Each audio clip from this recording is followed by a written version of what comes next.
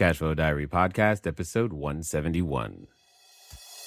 Welcome to yet another exciting episode of the Cashflow Diary Podcast, the podcast that teaches you insider tips, tactics, and strategies for creating leverage streams of cash flow into your life. Learn from top-performing entrepreneurs, business owners, investors, and thought leaders from across the globe as they share their secrets to success. Like what you learn on this and other Cashflow Diary podcast episodes? Go to learninvestingnow.com and sign up to receive powerful tips and information that will help you succeed as an entrepreneur and investor. Now, here's your host, investor, entrepreneur, business owner, educator, speaker, author, and master facilitator of Robert Kiyosaki's cash flow game, Jay Massey. All right, and welcome to another episode of the Cashflow Diary Podcast. This is Jay Massey, your host, and I am glad that you are here. Here's why I'm glad this time. I'm glad because there can be times when you are out there building cash flow where you don't really know what it's going to take to make it happen. And there are times when you're thinking, man, how on earth am I going to make it? More importantly, you feel like there's something that's being hidden from you and you wish you knew it so that you could grow your business to something larger than you thought possible.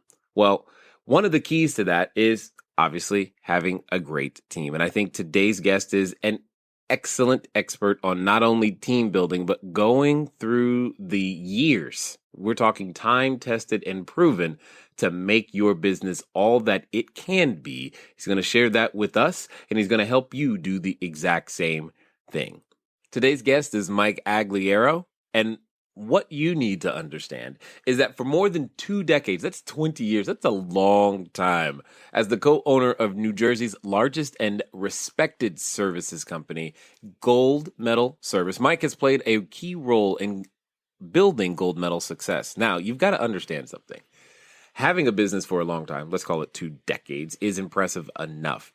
But being able to take a company from what's doing $1 million a year, which for some of us would be like, oh my gosh, I cannot believe it. This is awesome. I have made it to heaven, to more than 24 million. I'm thinking he knows sales. I'm thinking he knows growth. I'm thinking he knows a whole lot of stuff that can help you and I get to where we're trying to go. He's recently come out with a book, The Secrets of Business Mastery, and what I want to do is introduce him to you. Mike, are you there? Yeah. Hey, Jay. How you doing? I'm good so far, and glad to talk again. Yeah, thanks for inviting me to the show today. Yeah, you're welcome. You're welcome. You're welcome. Now, many of the people who are listening, they know the first question I'm going to ask us. It's always the same. And I tend to look at, today's entrepreneurs a lot like yesterday's superheroes. You could look at Batman, Robin, Hawkeye, Black Widow, whomever you want to talk about. I look like today's entrepreneurs are a lot like yesterday's superheroes, simply because superheroes, they get dressed up, they use their tools or superpowers or what have you to help people, usually out of their own mess, but they use them to help people and improve the quality of life of others. However, before they were super, they started somewhere. They came from something happened to them, and then one day they emerged into the superhero that we now see. They all have an origin story. So what I would really like to know is, before you were out there killing it in business and growing businesses and making things happen for yourself and others, who is Mike? Yeah. So, Mike is a guy who graduates to vocational school as an electrician. I went to school as that. And I always say I'm a survivor of a divorced family. So as a young kid, 15, 16 years old, I was already living on my own with my brother and graduated vocational school and figured, hey, I'm a pretty good electrician. I must know how to do business. And for the first 10 years, I could tell you that it was a lot of torture, a lot of pain. I just kept ignoring it, right? I got numb. I was like the dog that lays on the nail. And you say, why is that dog laying on the nail? It's just because the dog gets used to laying on the nail until my son's going to be born and I'm running to the hospital. I almost don't make it there in time. we have the birth of my son. It's a gift. We have the whole crying thing. And then after they take the baby away to do the whole cleaning, my wife turns to me and she's like, hey, how'd the job go today? And I'm sitting here thinking, oh my God, I turned into my dad, right? Hardest working man on the planet. But he only knew what his father taught him, just work hard and, never be around. And not that that was his choice, but that's what he learned. And I was becoming that. And I remember going home that night and building, and on the way home, a customer's yelling at me that I didn't show up on the job on time. And I'm going home to put together the, sliding rocker and this and that. And I just remember breaking down crying saying, there's got to be a different way. This cannot be the father and the husband I'm going to become. And that was one of the very major sledgehammer to the head turning points for me. Wow. Now, something you mentioned that I think, I'm just curious if you think it made a positive impact is you said you were a survivor of a divorced family. And I'm sitting here thinking, did that, and then you said really quickly that for the first 10 years, most people don't last that long in the not so fun stage. And you're like, for the first 10 years, and I'm thinking survivor, I'm putting those two things together and wondering, why do you think that survivor mentality helped you make it through those first 10 years?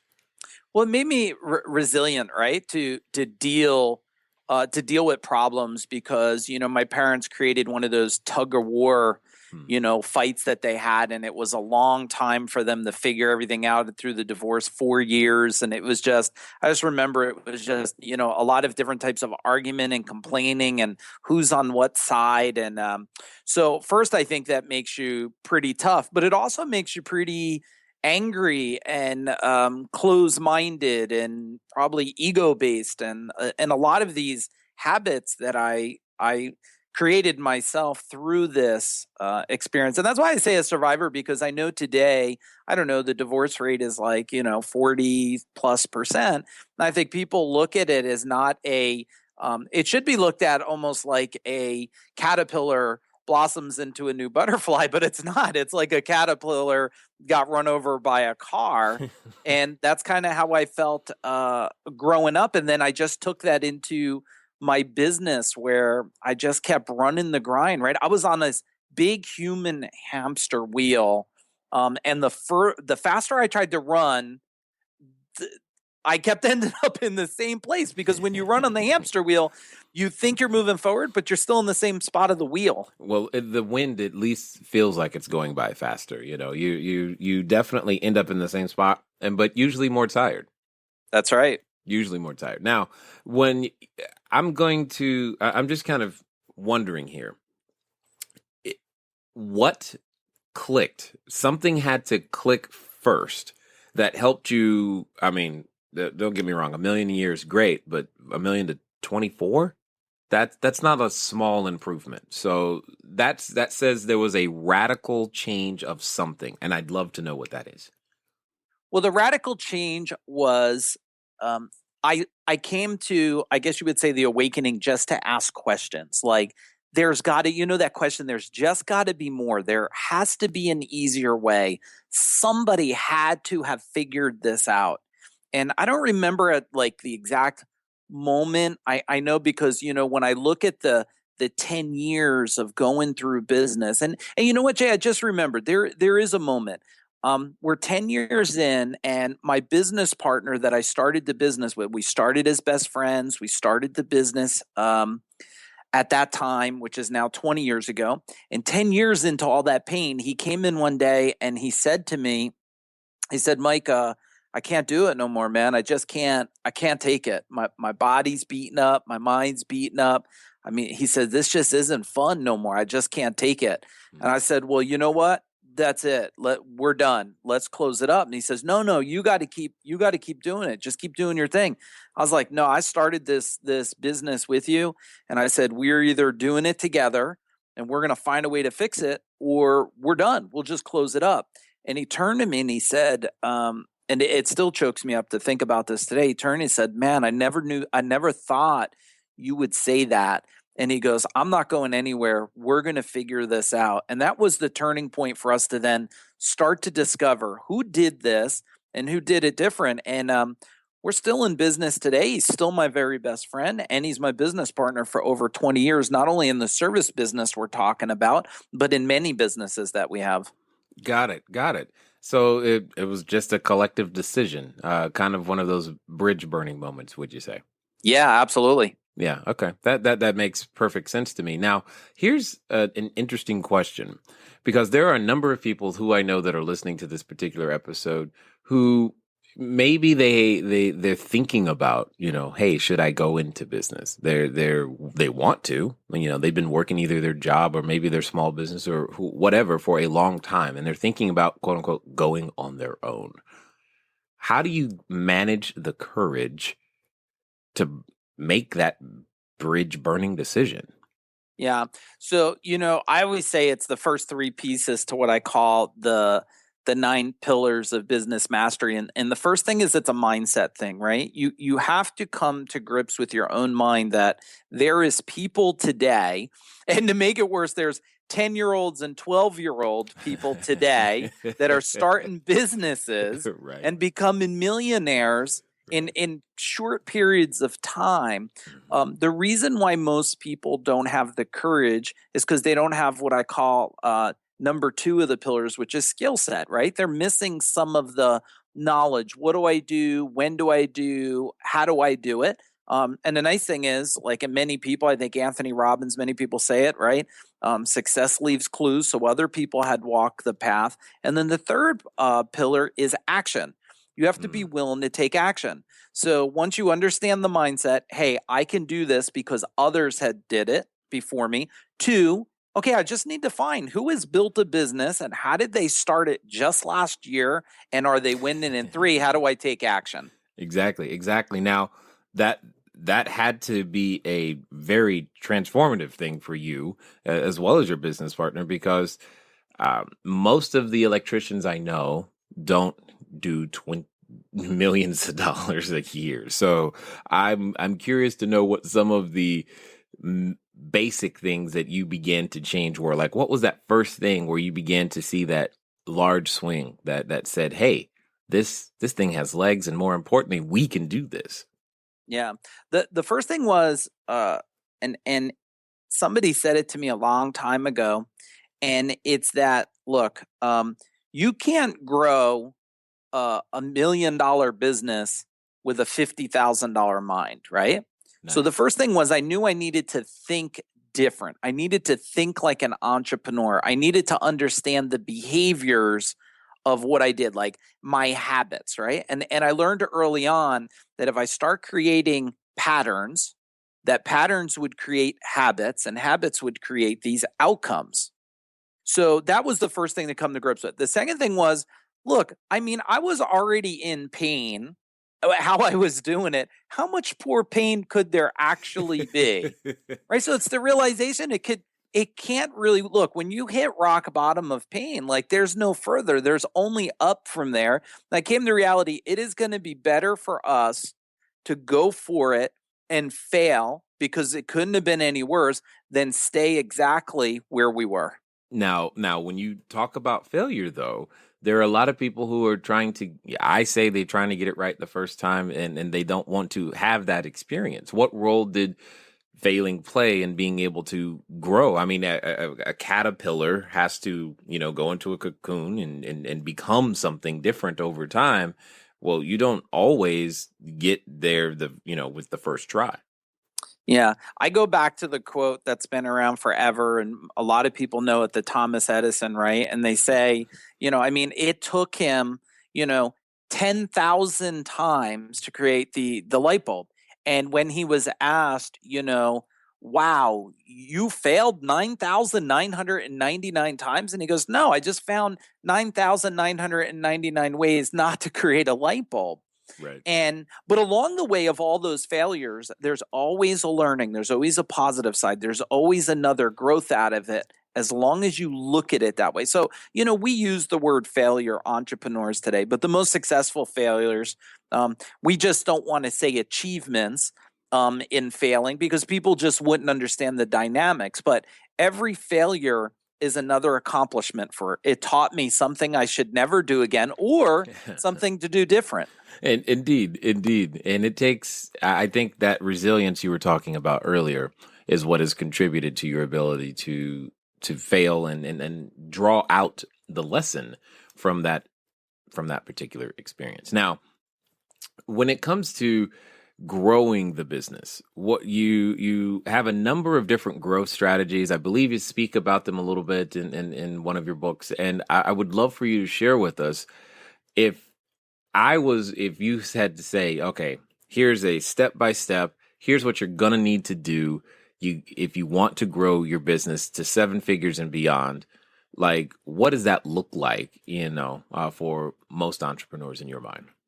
Yeah, I'll give you a couple of big pieces that I see that are missed when we're coaching companies. And one of the biggest pieces is people are trying to sell the same stuff as somebody else. There's no what I call X factor to it, right? They're all trying to sell oranges, but they're all struggling to sell the oranges. And then it becomes this price war of something, of who's going to sell it, a race to the bottom at the cheapest price. But, instead of creating this X factor where the one person says, well, I sell oranges that are grown organically, that we chant to them every day, or we massage them with oil and we rub the leaves. Now that type of orange is completely different, and it's worth a lot more money to the right person. The second thing that I would say is, constantly, as much as we think it's, I don't want to say intuitive, but it's knowledge out there today, is you have to understand your perfect client. You have to understand your avatar. So many people, I get it, want to globally change the world or globally own what they do, but they first just need to start in one neighborhood or one group of people that fit.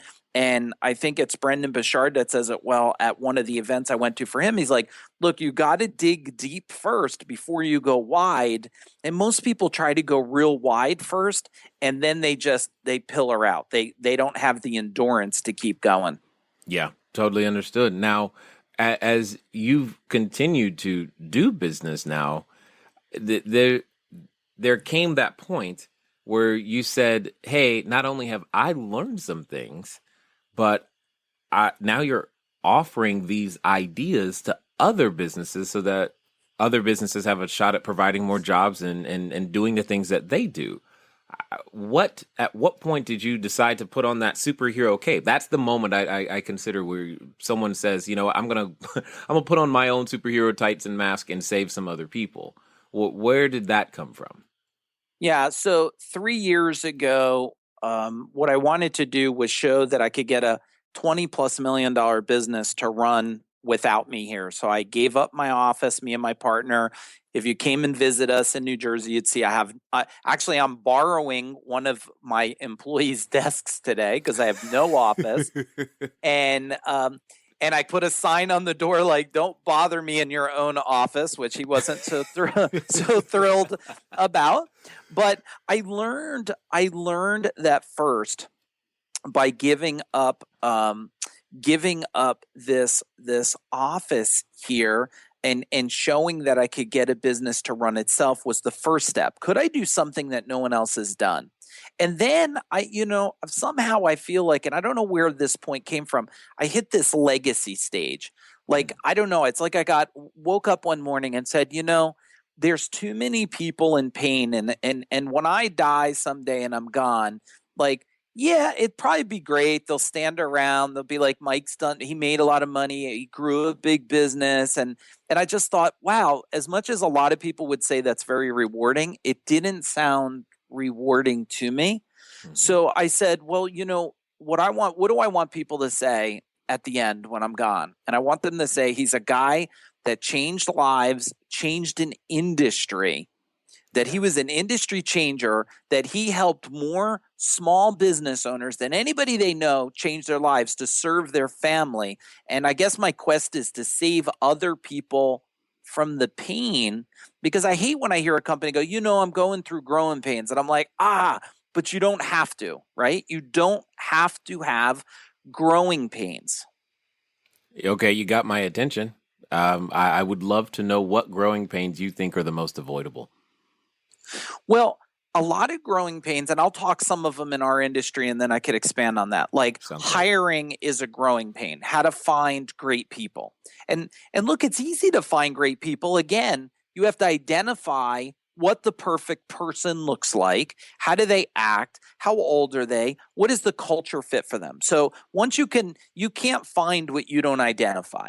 So there's one big one that we found. Second thing, lead generation, right? Like lead generation, as hard as people think it is, it's very easy. I mean, create enough frequency and enough credibility in the right niche that you're in, okay? And that frequency and credibility will build trust and it will create a magnet of leads. Now, I've learned this with the coaching because the coaching business at this point is only a very little bit over a year. And I wanted again to challenge myself and show, could I do $1 million in coaching in less than a year? And we did it in 11 months by just identifying the perfect person, creating credibility. And here, if I was to give you, Jay, one of the biggest ones, and most people go, I've heard this before, but hearing and doing are two different things. Mm-hmm. You have to be willing to serve people in the market today to help them, asking nothing in return. And it creates this magnet of attraction. And I proved it in the last year in the coaching business, how by serving people with videos and content and blogs, and just like you're doing the podcast, you serve enough people, it comes back 1,000-fold. Indeed. And I like the funny thing about something you just said is that I think as an entrepreneur, I know this is true for myself. When it comes to identifying that customer and working on the customer avatar and knowing who that is, we can tend to do a lot of work on that. For some reason, it escaped me to do that same type of work for someone who I'd want to be on the internal team. And I'm like, hey, that's a great idea. Why not do it? It worked there. It'll probably work if you do it for someone here on the internal team. Now, you begin to mention the coaching and the things that you're doing today. What are some of the industries? I mean, I'm assuming they're not all, electricians, but maybe they are. Okay. As you are out there listening to this particular episode, one of the things that I want to drive home, where you start is not where you stay. Where you start is not necessarily where you stay. I hear from you guys all the time, and you're saying things like, hey, Jay, what I want to do is that I want to do wholesaling, and I want to do some fixing and flipping so that I one day can go out there and build cash flow and buy and hold. Here's what I'm going to suggest. Start with the end in mind, and more importantly, learn to raise capital. At the end of the day, you're not going to spend the money anyway, so instead of earning and owning the capital that you're going to use, you might as well raise and control it. One of the unique things that can begin to set your business free. Now, it's Monday, and you guys know that we are always going to be announcing a new winner for a new prize. Obviously, this week we are giving away another cash flow board game. If you want to be able to win a cash flow board game or win one of our prizes, all you got to do is go you got to rate, review, and subscribe. Rate, review, and subscribe to the podcast on iTunes, and that's it. Make sure you leave the written review, because otherwise I can't tell you that you won. And this week's winner is Roy.W. That was the username that you used, Roy.W. Roy, I need you to send us an email at info@cashflowdiary.com so we can get you your cash flow board game. That's all you got to do. Rate, review, and subscribe. Now, let's get you back to the rest of the interview. No, so, we work with electricians and HVAC and pest control and landscapers and painters. I have a dog trainer that we're working with. Because look, in the end, marketing is marketing, right? Customer service is customer service. Systems and operations are systems and operations. It can be applied to any business. And it doesn't matter. And Jay, one of the things that just came to my mind that I would add to that list of things there that really make a difference, and it's another thing that a lot of people hear, it's challenging these personal limiting beliefs. And I always tell people, when you think you don't have a limiting belief, let me know, because I'll always ask the same question. I say, look, at what age do you think you'll live to where you'll still be vibrant, you'll run around, you won't be wearing, a diaper or something, you'll be healthy, strong, what age? And as soon as they give me a number, it doesn't matter what the number is, 85, 95, I said, perfect, there's your limiting belief. You gave yourself an expiration date, right? So knowing that every day, every week, every month, there could be another limiting belief we just have to ask. And I tell my wife all the time, she goes, how do you do it? I don't get it. I said, I don't know any better. I don't know any better of what is possible and what's not. I tell my employees that, my coaching guys, like, I don't know. If someone says, can we go there? I'm like, yeah, let's go there. Yeah. Indeed. And even if no one's been there, it doesn't really matter. The point is the idea was given to you, and go find out. If nothing else, as we've discussed earlier, you're going to learn some things along the way that are going to become valuable lessons for someone else. And you might as well then leverage that and offer it in a completely different sense. So when it comes down to it, I guess today, and I'm just curious to see if you're anything like myself, which do you enjoy more at this moment? Managing or overseeing what you guys have already started, or working with the new businesses, helping them to get past these limiting beliefs? Wow. A year ago, I would have told you it's the coaching thing, but I have right now, I don't look at the coaching and my service business or my investment business as any different than one entity. Mm-hmm. And it just falls into one of two brackets. It falls in my wealth bracket, my freedom bracket, or both. So I got to tell you, like, for my service company, I have 145 of the greatest employees on the planet, that when I walk through the building, there's balloons and ice cream and popcorn. I mean, it's a thriving environment. And when I'm coaching, I'm driven by the results and the stories I hear. So it's so weird. I guess if you did put a gun to my head today, I would say serving the coaching clients, just because there's a quicker reward that I feel, a more adrenaline rush by it. But boy, is it so close to 50-50 for me. It is amazing when we go out there to have an impact on someone else's family. At least for me, I definitely agree. Now, there's a concept that you call stackable marketing. Can you unpack that for us? Because I'm guessing, I can guess at what I think it is, but I think I want everybody to hear it. And most importantly, how can we use it to our advantage? Yeah, I love stackable marketing. I'll tell you why. Because, I'll give you an example. Like, direct mail today is still one of the largest lead generator mechanism tools out there to grow any business. And how do I know that? Because Bed Bath & Beyond and Walmart and Sears and Nordstrom's and Black and White Store and all these places are still filling up my mailbox. You got that 20% off coupon from Bed Bath & Beyond too, huh? Oh, I've been collecting those, like my wife's got a stack of those. I tell her that blue coupon put out a whole business, linen and things, put them out of business. And at the end of the day, as naive as we are, think we're saving money when we go there with it, they have it nailed. Every time you walk in the store, you buy more than one thing, right? So it's brilliant. But the thing that they've learned too about the stacking is, look, you can't send out one direct mail piece. So I always look at it as, how many ways can I stack this piece to the same person that I want to talk to, my same avatar, and I just want to emotionally move them from where they are to where I want them to go. And where I want them to go is to call me, to make a purchase, to make an investment in what we're selling. So let's say I'm going to send out a postcard, and I have a list where I can mail them a postcard. I then can stack it, which, let's say I'm going to follow up with an email, and I'll tell you things I use in my service business today. I also know the area that I sent the direct mail and email. I put a billboard in the main street that goes in and out of that area. Okay. I'm social media blasting at the same time, geographing that. So what I mean by stacking is I'm constantly building this frequency that builds on it, but I'm talking to them in a way that I'm not asking them to get married. I'm just asking them first to see me. hey, I'm here. Do you recognize I'm here? This is what I do for people. And I'm hoping that after they see me enough frequency, it will build trust. They'll say, you know what? Let me go on a date with this company. Let me try it out a little bit. Let me taste it, right? Let me buy it. And then after they create that interaction, we build momentum on the level we serve them.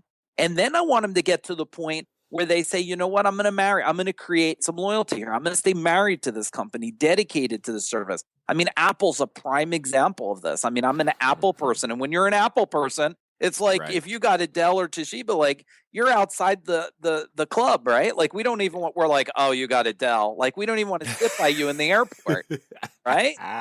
I knew I liked you for a reason. Yeah, Mike. yeah, Yes, yeah. absolutely. And, and we're like, oh, you got an Apple, you got to have everything, right? Now I don't have the watch yet, but you got to have the iPhone and all these. We're Apple nuts, right?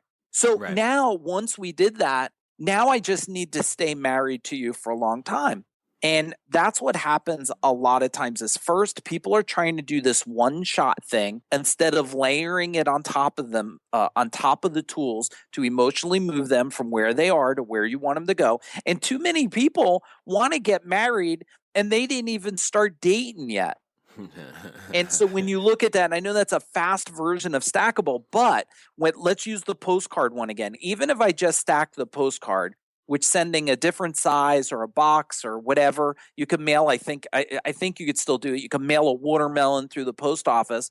When I look at that, the little increments of making sure they see me over and over gives me a return that's is off the hook. Like we've had returns on direct mail, 40 to sometimes 60% return on it by stacking it this way.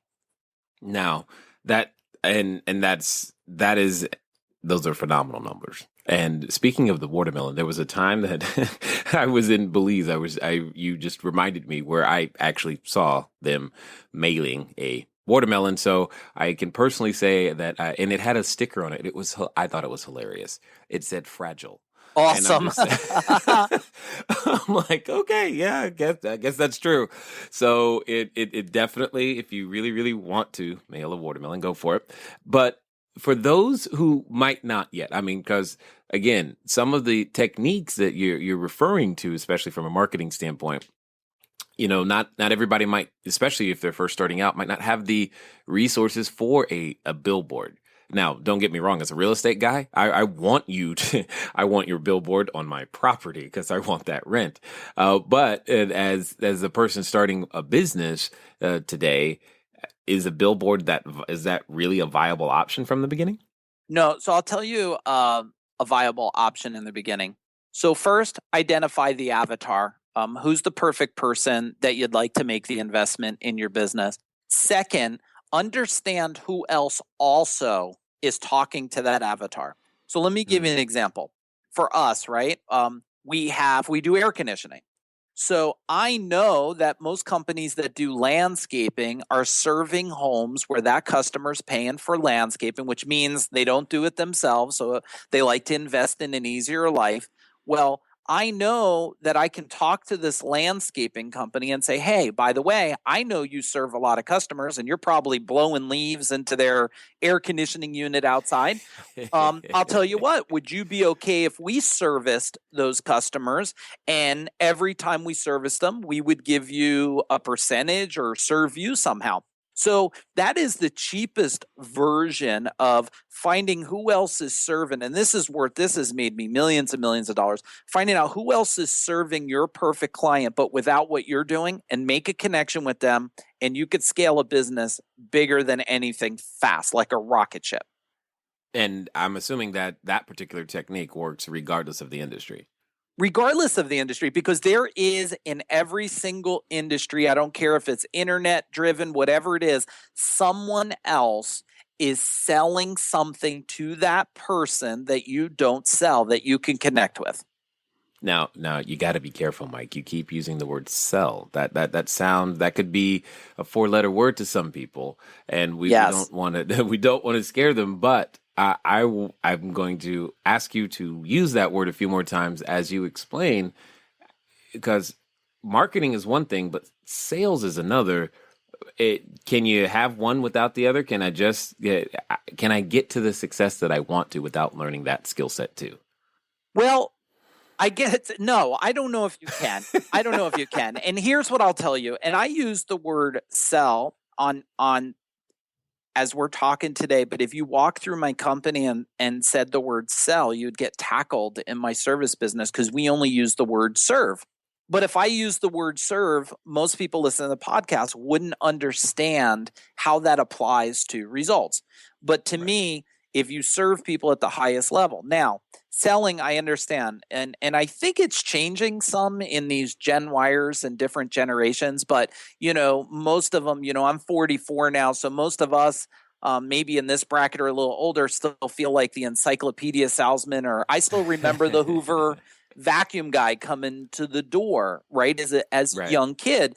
And they look at that as dirty. But I always tell people, when you think that selling is a bad word, I will tell you, if there's a time that you ever tried to convince your wife, your significant other, your girlfriend, like, hey, can I go to this football game or go play golf? Like, you're selling. Just change it into a different word. Totally. You mean I can't go? I know it's our anniversary, but I really would like to go bowling. That's right. Yeah, totally. Not the way to do it. Now, when it comes down to it, at this particular stage, what's keeping you excited? What's keeping you going? What is it? What's next? Yeah, I love it. I labeled 2015 the year of empire for myself.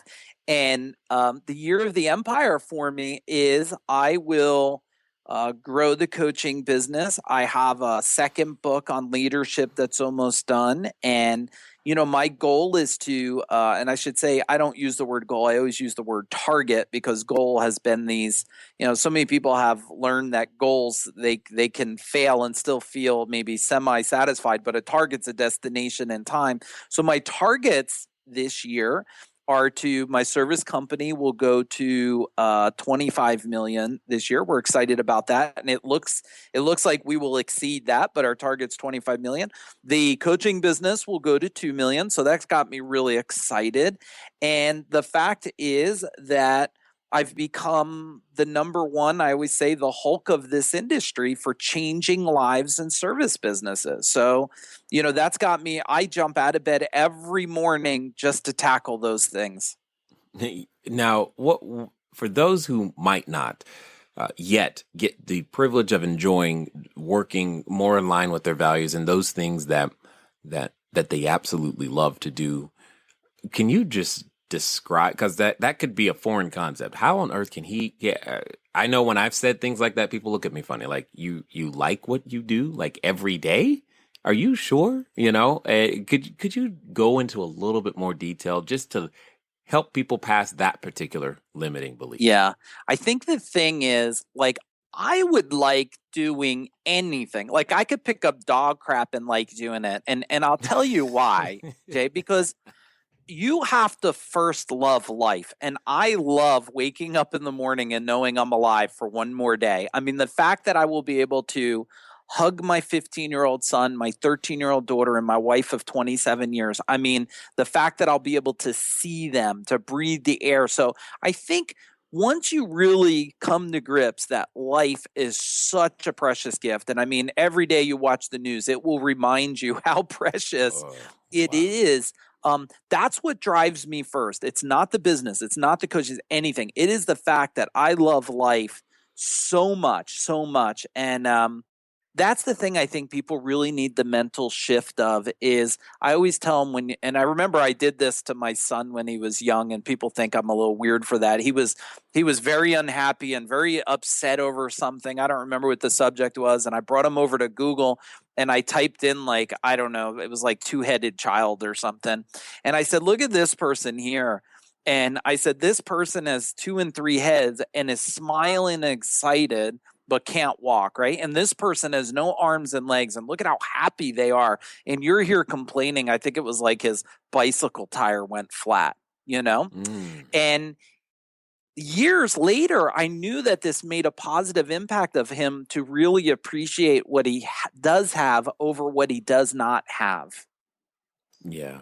It's something about what we focus on tends to enlarge and more and less takes over that mental space. But pretty much anyone who's listening to our voice is probably heads and shoulders above the majority of the individuals currently on the planet, simply by virtue of the fact that you possess a device that is capable of receiving this particular transmission or file.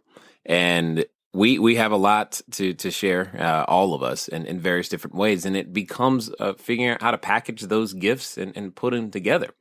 So tell us a little bit, if you would, Mike, what would you say when you've been working with a number of different people now, what would you say is like maybe the top 3 impediments that many people are experiencing when they come to you, and how do you help them pass them?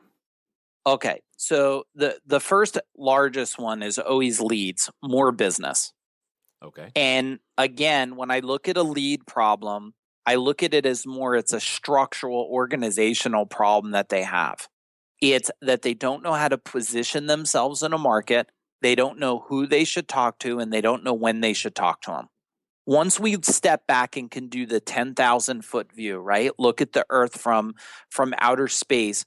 It becomes apparent, okay, I see why I'm struggling, because, I have a company, but it doesn't have half as much value delivery as another business. So you can see it, right? The second thing is always seems to be hiring. It's that, and again, it's because they haven't identified exactly what they want. And the reason is because, they're trying to just get a beating heart sometimes. They don't even know what their culture's like. And I always say, look, like culture and business and everything, it will either be created by design or by default, but you will end up with something, right? Yes. Good or bad, you'll end up with something. And I would say the third thing always happens around time management, freedom, this type of thing. And it's because they're really just not stepping back and looking at the tools that are there and just asking themselves the one question: if I could do this any different that would make my life easier, what would that be? And I just had a conversation with somebody yesterday, and I said, do you realize to coach your employees, you could push a button on your phone called FaceTime, and you could look at him no matter where he is today, and you could have a conversation and coach him in 3 minutes and hang up. And I said, even better than that, do you realize at 9:00 at night, you could record a 2-minute video on how to do things different and motivate your employees, and it could be in their email inbox at 7:30 in the morning. I mean, we are living in the greatest time ever, but they just don't understand how to leverage their time using all these different tools. And most of them are free today, right? Free. And those would be the 3 big ones that I hear over and over again. Absolutely. And I love the unique ways of using the tools that we've either already paid for in terms of our cell phones and technology that are just there. And we just got to come up with new ways to go out there and deliver value. And I like that a ton. And delivering value to the internal team definitely pays off dividends when it comes to serving those that our customers and those that we want to serve. So, Mike, I'm going to guess that at about this point, there's a number of people who probably want to know, how can I find out more?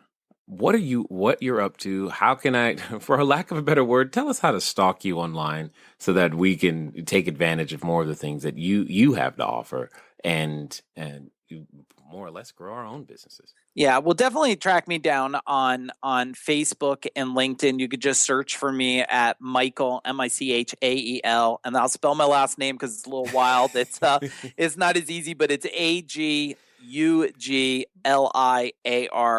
So definitely find me on Facebook and LinkedIn. And on Facebook, you'll see my real life. I don't hide my life, and I share tons of content and just to help serve people today. And the other one is go to my website, secretsofbusinessmastery.com. And there's tons of great free resources on there to help you grow your business.